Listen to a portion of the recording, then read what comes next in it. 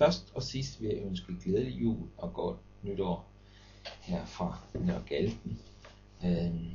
Jeg håber, at I alle vil ses i nyår, og jeg har forsøgt at summe sammen på, hvad der er sket i det forgangne år, så se bare med.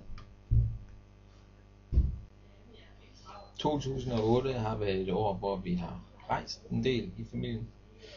Først var vi en tur i Kina, sammen med 18 andre var vi derovre og kigge på, hvordan det så ud i den sydlige del af Kina.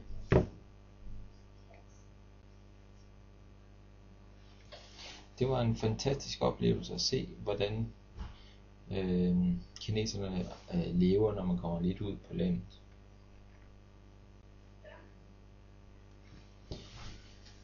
Der var talrige eksempler på den primitive levesform, som der er, når man kommer uden for de store byer, men til gengæld også mødte man en hel masse glade mennesker.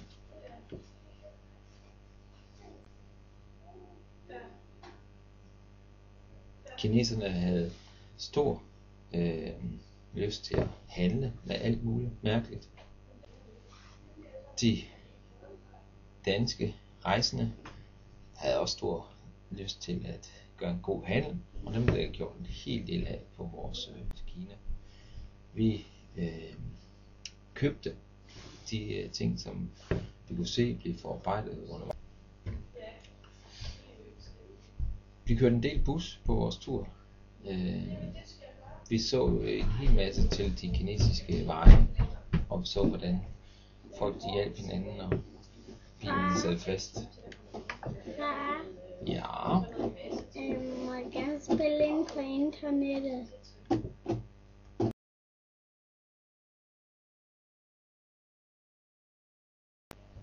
Vi fik lov til at smage på mange eksotiske retter på vores rejse i Kina. Vi blev godt vartet op og fik simpelthen det bedste, de havde at byde på de steder, vi kom rundt. Vi oplevede en masse dans og flotte skuespil, som var stillet an, bare fordi vi skulle komme. Som jeg sagde før, var vi 18 plus undertegnet, der var afsted. Og det var, som det har været sidste gang var i Kina, Wendy, som var vores guide. Det var simpelthen den mest enestående tur, som jeg har været med på. Så det er svært at gøre meget bedre end det. Vi spiste selvfølgelig også slange.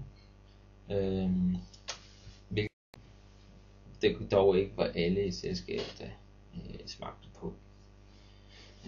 Og det var ikke kun Arne, der ikke smagte. I sommerferien var vi en tur i Østrig.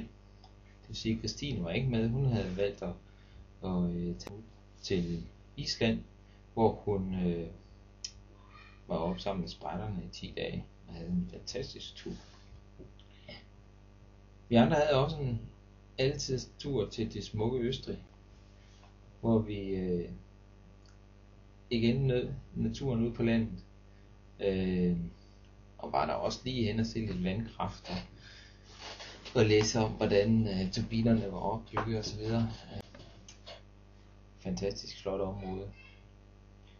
De som står på ski siger også, at det er et dejligt område at være i.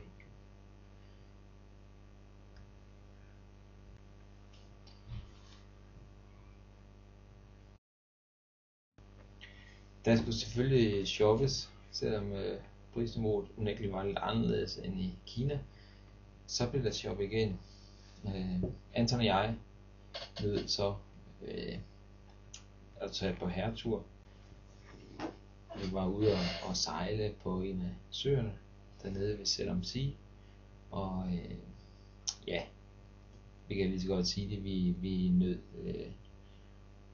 at være lidt alene afsted og bare chille ud der i baren. Det var dejligt. Her så fik vi jo vandret lidt i bjergene, og efter vores aftensmad var vi tit lige ude og gå en tur på bjerget. hvor de her billeder er fra.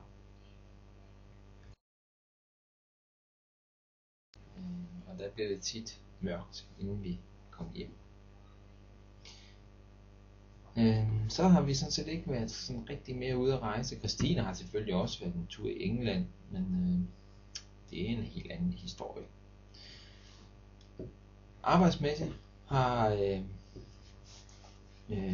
mit arbejde været taget en lille drejning i forhold til tidligere, hvor jeg jo har arbejdet rigtig meget med markedsføring og maskinmesteruddannelsen. Der er det sådan, at vi nu har sådan et videnscenter op på Maskinmesterskolen, hvor vi har lavet et videnscenter for driftsteknisk ledelse og optimering. Og det er jeg blevet leder af og har brugt en del af efteråret på at få markedsført det i forskellige steder. Så det bliver meget spændende at se, hvad der sker på den front. En anden af de helt store ting, som jeg har haft gang i på mit arbejde, er et projekt, hvor vi prøver at arbejde med at lave maskinmesteruddannelsen som et fjernundervisningstilbud.